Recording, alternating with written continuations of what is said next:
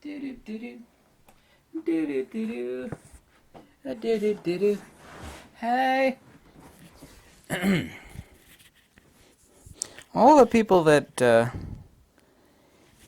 you think were metaphysicians that were extremely famous were very famous scientists, or the people that you think, inversely so, were so incredible scientists, they were in actual fact metaphysicians.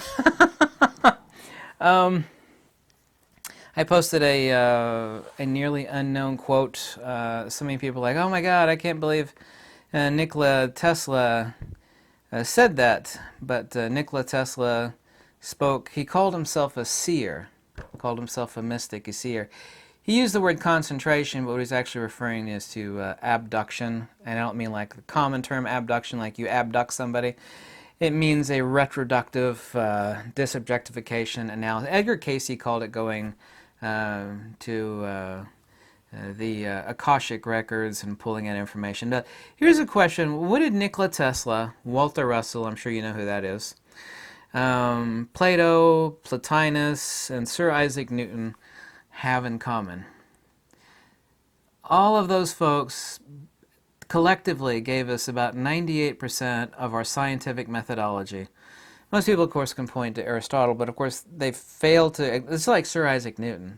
Most people are stunned when they learn that 95% of the writings of Sir Isaac Newton was not on algebra and science and his laws of motion. It was about metaphysics. You say, well, he was an occultist. He was not really an occultist. He was an alchemist, and he made predictions, and he studied ancient scriptures. He did do all that, but he was a metaphysician. Aristotle, Plato, these are people that gave us the scientific method.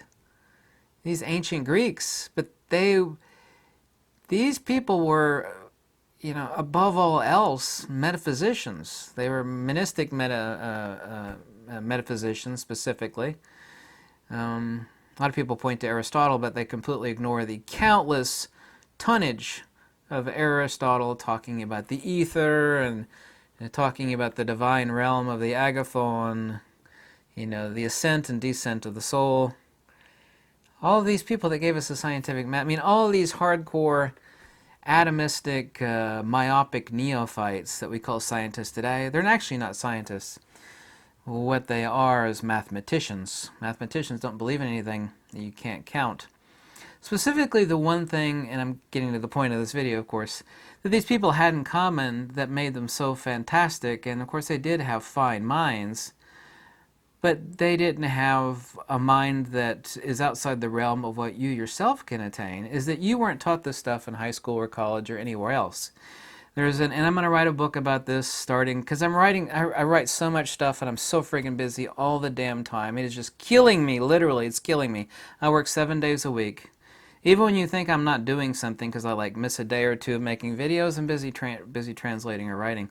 What these people had in common is something that you were never taught.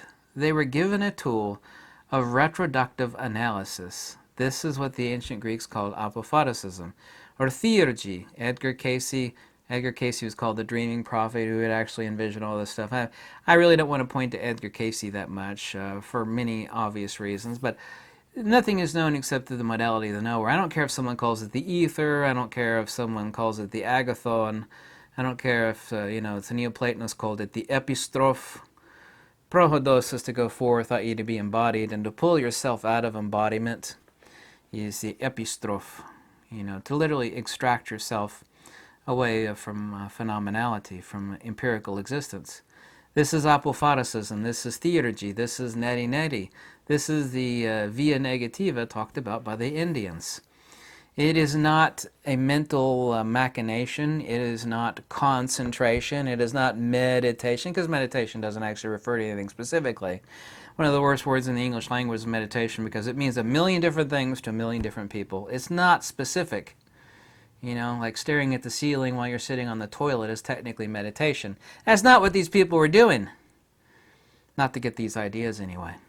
They were engaging in this retroductive analysis. It's like Nikola Tesla. He called himself a seer. Specifically, I posted the quote yesterday. Nikola Tesla said the answers would come to him in the ether, and he called himself a seer. He called himself a highly receptive individual and a seer. But what he did is he engaged, not concentration, like he used the word concentration, but unfortunately in the English language there's not much nuance, and there certainly is no specific native English term that refers to theurgy or retroduction. The actual term in Pali is sati or smriti, which unfortunately translated means recollection, but it does not literal recollection. Concentration, of course, is like, burning your brain, thinking about something very intently, but it's not that either. We can say the word concentration, but it is a different type of concentration. It is literally the inverse of concentration. It is a concentration, and I hate using that term at all, wherein which the mind is actually extracted from the psychophysical, the empirical being, i.e. the persona non grata, wherein which you seek answers in, I don't care if you call it an unconscious realm, I don't care if you call it counter space, I don't care if you call it, who gives a damn what you call it? But the point is, it is found there. It is not found where scientists are sitting, and I've got nothing against science, I got nothing against mathematicians, but they're literally looking in the entire phenomenal world. There's a reason that Walter Russell, Nikola Tesla, Plato, and Aristotle, and Sir Isaac Newton. Like I said, Sir Isaac Newton, 95% of his writings and his life was spent on metaphysics. Not physics, not algebra, not the laws that govern, which were used by NASA for satellite calculation and countless other. They were still using Newton's calculations. Yeah? Newton was, his entire life was interested in metaphysics. He just happened to find answers to things in this realm. We can call it a realm. I don't care what you call it, like I said. But it's the same place where Tesla found it. It's the same place, and it's not a place, literally. It is literally an anti-place, because it's non-Cartesian. A topos, or a place, has a Cartesian locus, kind of like a GPS location. It's not a place at all. It's literally an anti-place. If we want to be really flowery in our descriptions, we could call it an Akashic anti-place where the answers are found to everything. And who cares what you call it?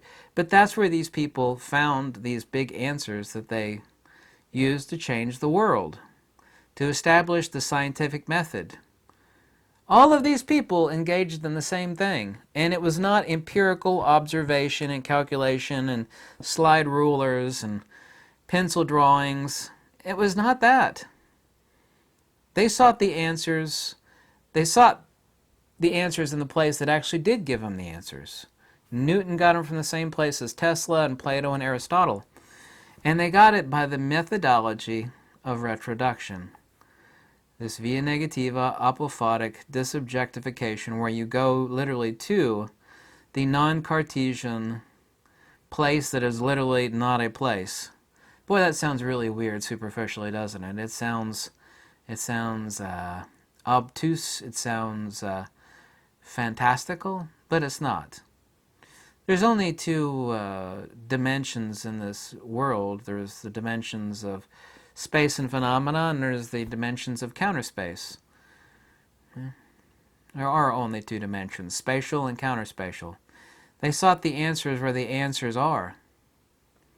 That's not saying you can't actually do math, but you can't build a bridge to higher answers by rearranging the crap on the table. And this is and I'm trying to make a perfect analogy. It's hard to make metaphysical analogies, with physical objects. But the point being is you can't find higher answers.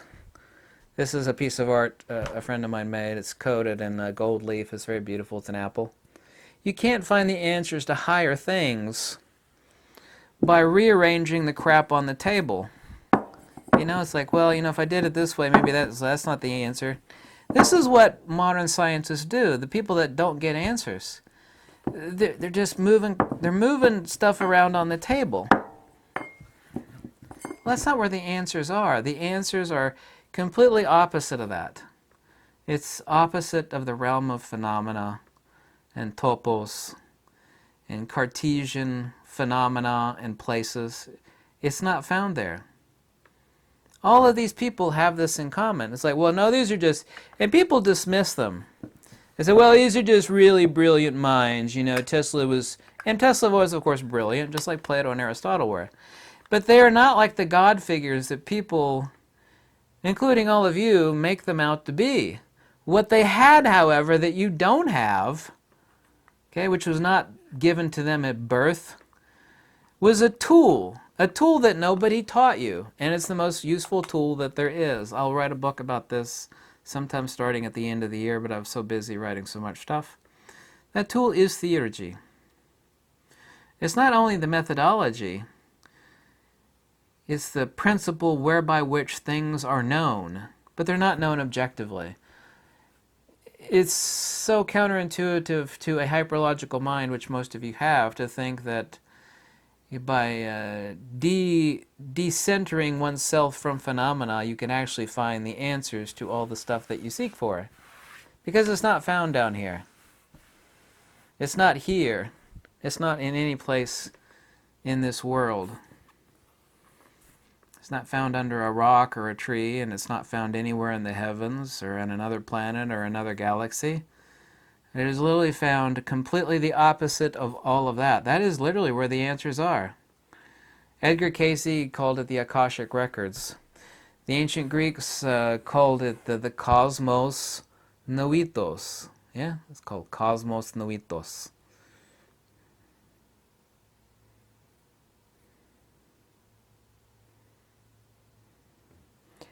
It's the realm in which answers are found to the questions that you seek. And it's not found through mental machinations about all the crap down here at our fingertips. You're not going to find the answers rearranging, the turds on the table. It's not going to be found that way.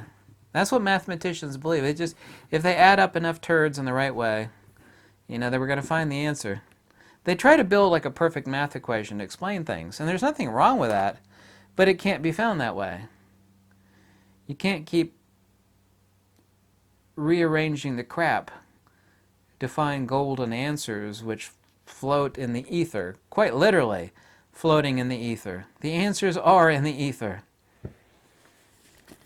Tesla and Aristotle and Plato were brilliant people, but they were not, these superhuman beings that you take them for. What they just had was a tool that you don't have because you were never told about it. And I'm as serious as a heart attack when I say that. Thanks so much for watching. Hope you like these videos. Let me know if you do. You can always click the link below. You can tell me how much you hate me. Whatever floats your boat. Any donation is always kindly appreciated. Bye. Lux Everetas.